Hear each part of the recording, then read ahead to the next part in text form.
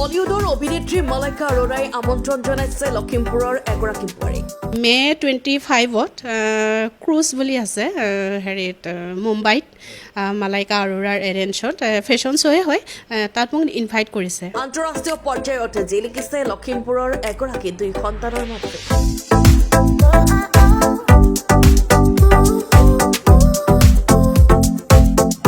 তেওঁ অৰ্জন কৰিছে AFT মিছেছ ইণ্টাৰনেশ্যনেল 2024ৰ খিতাপ।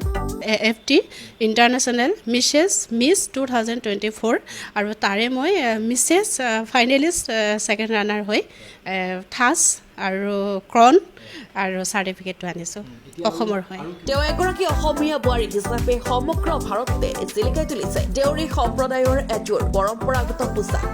মই একচুৱেলি মানে অসমৰ ছোৱালী, অসমৰ বোৱাৰী, অসমৰ হৈ কিনে মানে জিলিকাব বিচাৰিছিলোঁ অসমৰ ড্ৰেছটো, আৰু সেইটো কাৰণে মই গামোচা লৈ গৈছিলোঁ।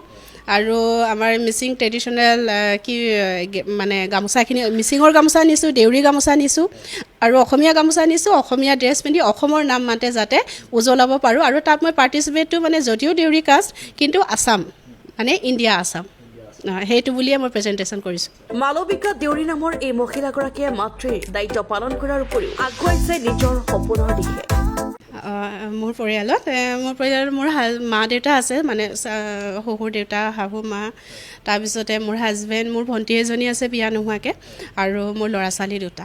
মোৰ ল'ৰা এইবাৰ ক্লাছ 5 ছেইণ্ট মেৰিজত পঢ়ে, লখিমপুৰ ছেইণ্ট মেৰিজত, আৰু মোৰ ছোৱালীজনী তেনেকৈ ক্লাছ 6 ছেইণ্ট মেৰিজতে।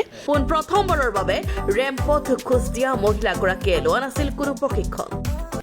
মানে ফেশ্বনৰটো ৰিচেণ্টলি বুলি ক'ব পাৰি। মানে এইটো মই ভবা নাছিলোঁ যে মই ফেশ্বন লাইনত যাম। মানে মই ক'বলৈ গ'লে সৰুৰ পৰাই মই গান গাইছিলোঁ, ভকেল লৈছিলোঁ আৰু মইনা পাৰিজাতৰ গান গাইছিলোঁ। তাৰপিছত মই ভাবিলোঁ সেইটো জগতখনতো মই অলৰেডি ওচৰৰ পৰা পালোঁ, এইটো জগতত এবাৰ খোজকাঢ়ি চাওঁ নেকি, যিহেতু অপৰচুনিটি আহিলে। মোবাইলত ৰেমকৰ ভিডিঅ' চাই দিল্লীত অনুষ্ঠিত হোৱা AFT Miss and Mrs International season 24ত অংশ লৈছিল মহিলাগৰাকীয়ে। যিদিনাখনৰ পৰা মই অনলাইন এপ্লাই কৰিলোঁ সেইদিনাখনৰ পৰা কিন্তু একদম নন ষ্টপ মানে চাওঁ, মানে মোবাইলত মানে সেই মানে ফেশ্বন কেনেকৈ দিয়ে, ৰেম্পত কেনেকৈ খোজকাঢ়িব লাগে, কথা কেনেকৈ ক'ব লাগে, এইবিলাক চব কৰোঁ। মানে ট্ৰেইনিং নাছিলে, মানে মোবাইলে মোক ট্ৰেইনিং দিলে। পৰিয়ালৰ লোকৰ সহায় আৰু আশীৰ্বাদৰ বাবেই তেওঁ প্ৰথমবাৰতেই সক্ষম হ'ল জয়ী হ'বলৈ। একচুৱেলি ইয়াৰ কাৰণে মই ক'ব লাগিব মোৰ ফ্ৰেণ্ড চাৰ্কুল আৰু মোৰ হাজবেণ্ড, মোৰ মা দেউতা সকলোৱে মোক ছাপোৰ্ট কৰে আৰু বহুত বেছি ছাপোৰ্ট কৰে, আৰু মই পূৰা পাইছোঁ। মোৰ মা ঘৰত তাৰমানে মই সম্পূৰ্ণ ছাপোৰ্টতে মই ডাঙৰ হোৱা মা ঘৰখনত, আৰু আধৰুৱাখিনি মোৰ হাজবেণ্ডৰ ফালৰ পৰা মানে এতিয়া পূৰ কৰিছোঁ। আৰু ইচ্ছা বহুতৰে থাকে আৰু প্ৰতিভাও বহুতৰে থাকে, আৰু সেই প্ৰতিভাবিলাক, সেই ইচ্ছাবিলাক মানে পূৰ কৰি দিব পৰাজনে হৈছে প্ৰকৃত মা দেউতা। তেওঁ হাজবেণ্ডে হওক বা বাইদেৱে হওক বা কোনোবা ননদ বা কোনোবা দেউৰে হওক, কিন্তু ফিল-আপ যোনে কৰি দিব পাৰে, পূৰ যোনে কৰি দিব পাৰে, তেওঁলোকে হৈছে মা দেউতা। মা দেউতা মানে ভগৱানৰ সমান,